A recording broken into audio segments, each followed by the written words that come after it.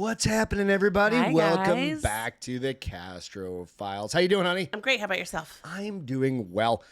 I've got a creepy one for you. Creepy. It's one of those kind of stories that, like, you've had it happen to you. You don't realize it. Okay. But I mean, that's everybody's probably had this creepy feeling of somebody watching them, right? Like you, No, I mean, I like don't in think your I have. house at late at night, you're like, looking No, to, not you in look my into house. that dark corner. I may And hear you something go, upstairs. but I Yeah, don't like think why someone's does my house creak every night? At And the now that we same have a cat, I time? blame it on the cat. My house is 20 years old.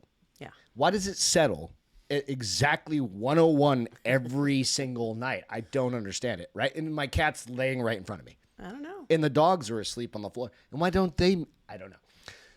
So this is one that we're going to get into here in a second. But first and foremost, go out, check out the Castro Files on our Instagram, on our YouTube. Like and subscribe, of course. Also, all the photos go out to Instagram. And I'll post out. There's some creepy photos we're going to post from this one. Okay. And then also iTunes and Spotify. It's under The Bar is Open with Beth and Greg. If you don't mind, go out and give us a little like and subscribe. Yep. Subscribe, rather. 5-star reviews, if you don't mind, on The Bar is Open. But keep in mind, The Bar is Open has a little more adult stuff. Right. But The actual show, The Bar is Open, versus the show, The Castro Files. we try and keep this relatively PG. We do. 13. Most of the time it happens. Once in a while, we throw in something. Yeah. This one This specifically, story? Okay. is going to kind of make you go, Okay. So this is about scopophobia. Okay. Do you know what that is? I'm afraid to look through a scope. Is an anxiety disorder characterized by a morbid fear of being seen in public or stared at by others. Similar phobias include erythrophobia. Erythrophobia? I think that's what it is.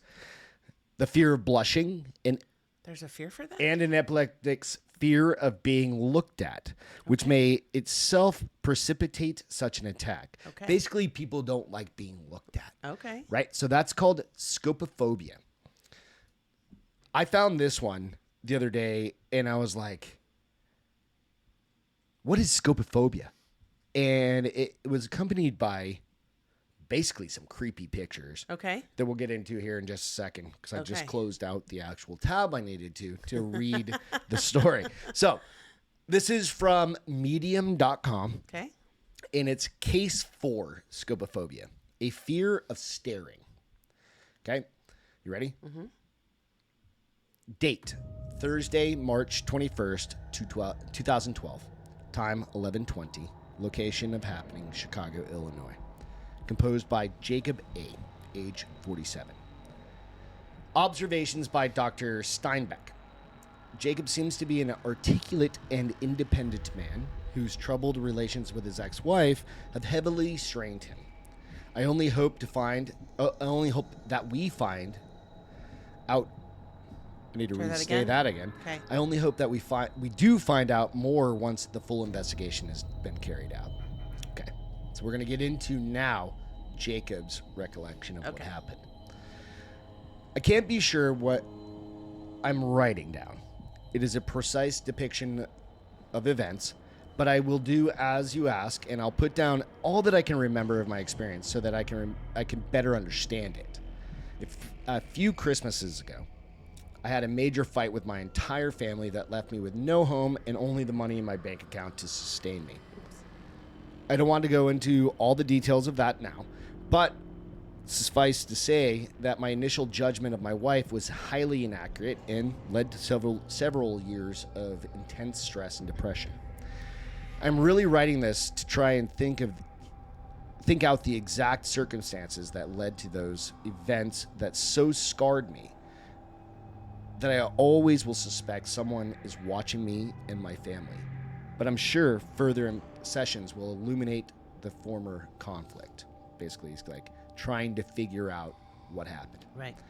As I was saying, I had moved out of the city to a more affordable neighborhood in the northwest suburbs.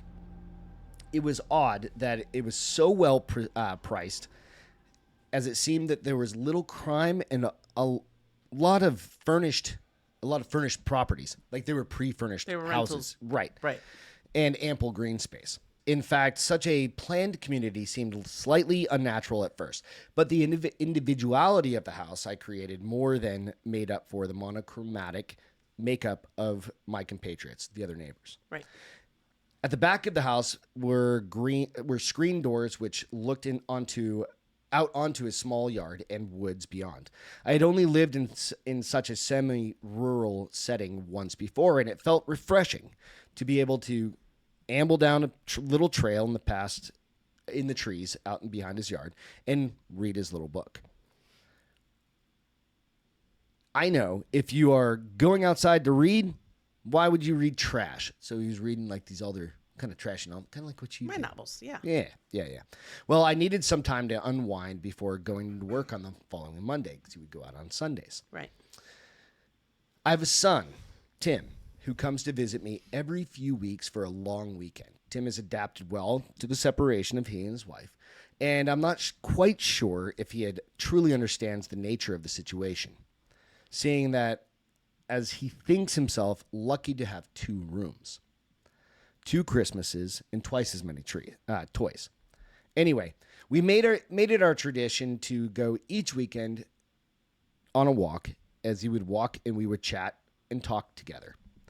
But I would bring sandwiches this time, and he would tell me all the news from school and life. Mm-hmm. That's cute. It was my way of keeping track. No emails or paper trail to be criticized for later, just words. We had taken this walk at least 8 times, although now I seldom go there even alone. One day in autumn, the trees were looking more wind-torn than usual, and a breeze as brisk as cold water from a shower was ripping across everything.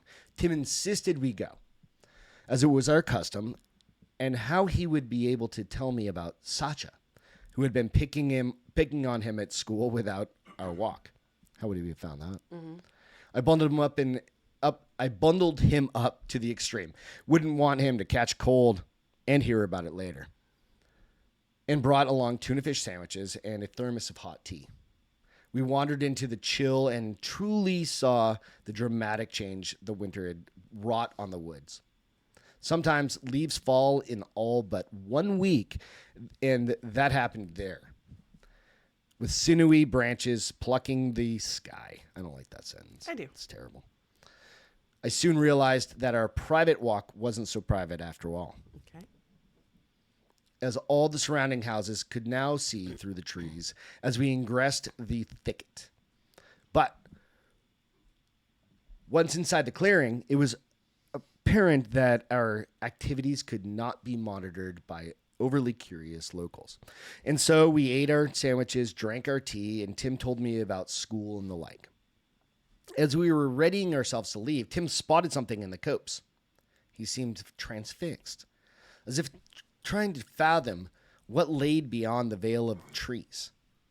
I asked him what he saw, and he said he wasn't sure.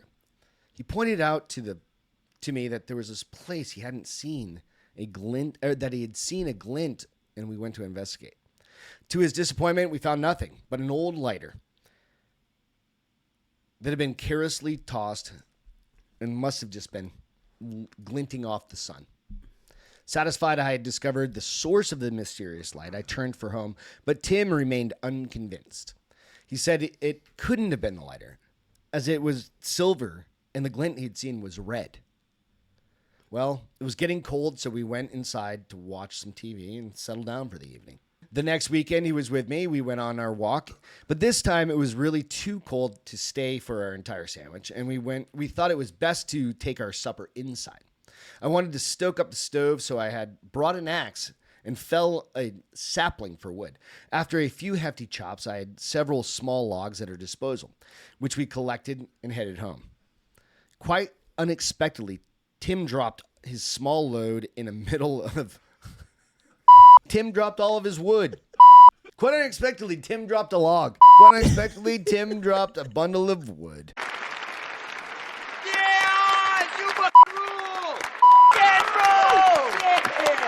I put down my bundle to see what might have been the matter. You're going to have to watch the out clips for this one. Quietly, he pointed to a small second clearing to the left of us, where he said he had seen the red light again.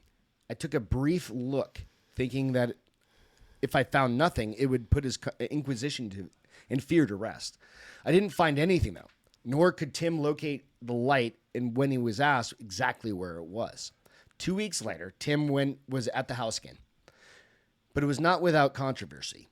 He had been very worried about the red light, which he now described as eyes, and he was convinced that something was after him that lived in those woods. My ex-wife was furious at me for taking him somewhere he was so scared, and so I promised I would never take him in the woods, not until it was nice again. Tim and I made dinner together, and the conversation turned to the issue of the red eyes that were also glowing this time. I asked him when he first thought they were eyes, and he said that this had only occurred to him after the second time.